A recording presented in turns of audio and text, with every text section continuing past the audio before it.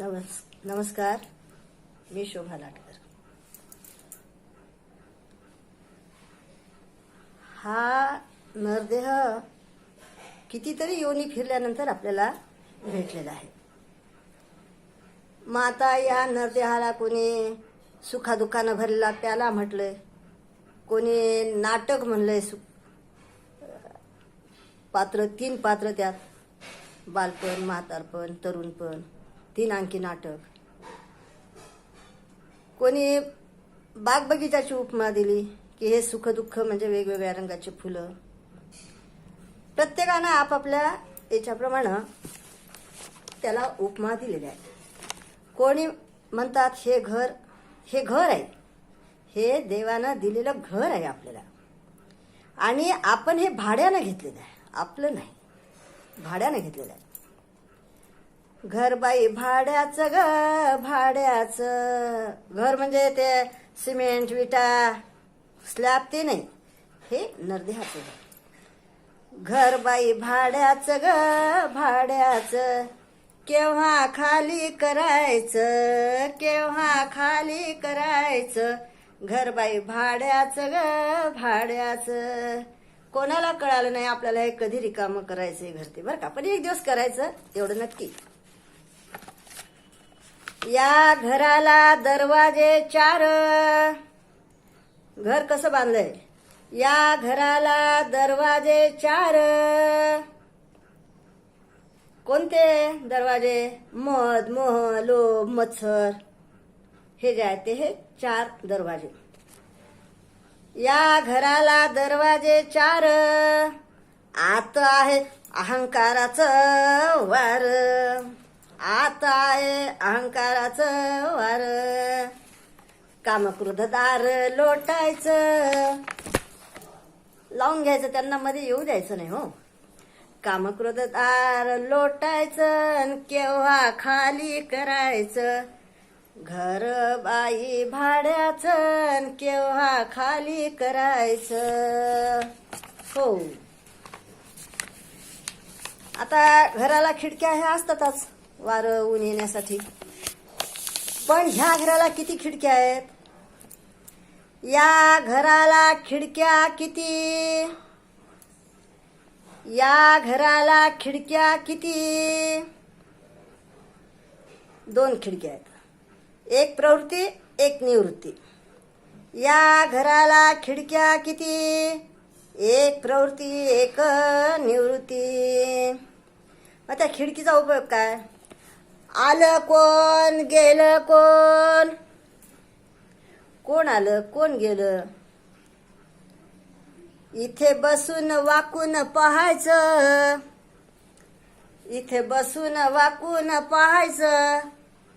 म्हणजे ह्या ज्या वाईट त्रयस्थासारखं पाहायचं, त्याला आपल्या जवळ घ्यायचं नाही. वाकून बघायचं, केव्हा खाली करायचं.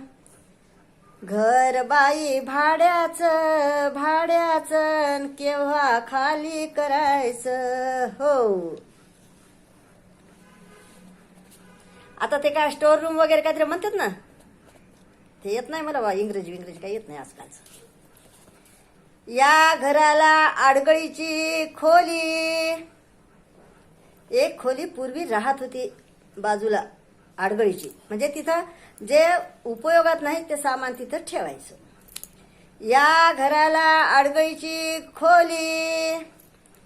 भजनाची वही तिथेच दडपली. तिचं कामच नाही ना काही भजनाच्या वहीचं. कादंबऱ्या आहेत, कथा आहेत, मासिक आहेत, कशाला पाहिजे ती भजनाची वही? भजनाची वही तिथंच दडपली. तिकडे नाही ढुंकून बघायचं. कशाला पाहावं लागते हो त्या भजनाच्या वहीकडे? कशाला पाहावं लागते? नाही पाहावं लागत. युट्यूबवर वाटेल तसे गाणे लागते, गुगलवर, याच्यावर, कशाला पाहिजे? तिकडे नाही ढुंकून बघायचं, केव्हा खाली करायचं.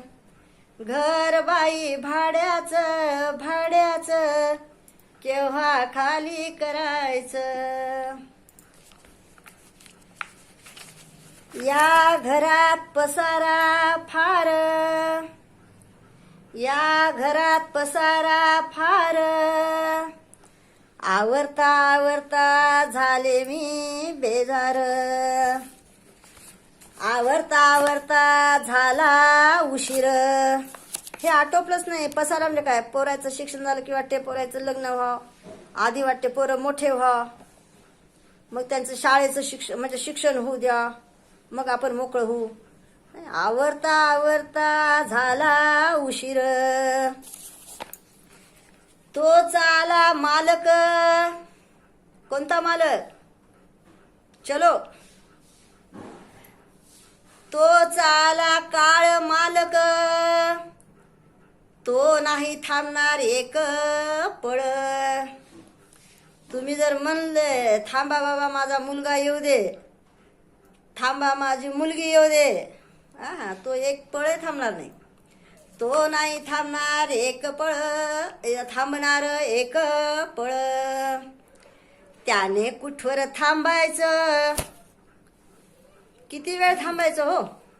आता तुम्ही म्हणता माझं पोरं लहानाचे मोठे होऊ दे, पुन्हा म्हणता त्याचं शिक्षण होऊ दे, मग पुन्हा म्हणता पोरीचं लग्न होऊ दे, मग पुन्हा तिचं बाळांपण होऊ दे. त्यानं कुठपर्यंत थांबायचं? तो नाही थांबत. त्याने कुठवर थांबायचं, खाली केव्हा करायचं.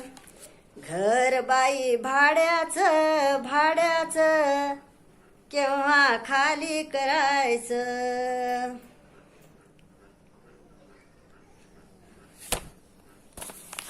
आता रमादासी म्हणते की रमा म्हणे ऐसे घर, रमा म्हणे ऐसे घर, बदलणार किती वारंवार. झालं आता किती 84 योनी, 184 योनी फिरून आलो की आता याच्यात अजून किती बदलायचं. चुकवण्या 84चा फेर, चुकवण्या 84चा फेर. आता याच्यासाठी एकच उपाय आहे बघा. ते कोरोनावर मास्क बांधलं, अंतर पाळलं, ते काढा घेतला की कोरोना होत नाही. पण हे काळ काही थांबत नाही. मग काय याला उतारा काय? जसं आपले एकनाथ महाराज म्हणतात, या विंचवाला उतारा तमोगुण मागे सारा. तसं ही रमादासी काय म्हणते की रमा म्हणे ऐसे घर, बदलणार किती वारंवार. चुकवण्या 84चा फेर, भजनाला लागा सत्वर. देवाचं नाव घ्या, तोच एक तारणार आहे. ईश्वर चरणी लागायचं, ईश्वर चरणी लागायचं, केव्हा खाली करायचं. घर बाई भाड्याचं भाड्याचं, केव्हा खाली करायचं, केव्हा खाली करायचं, केव्हा खाली करायचं. पुंडलिक वरदा हरी विठ्ठल.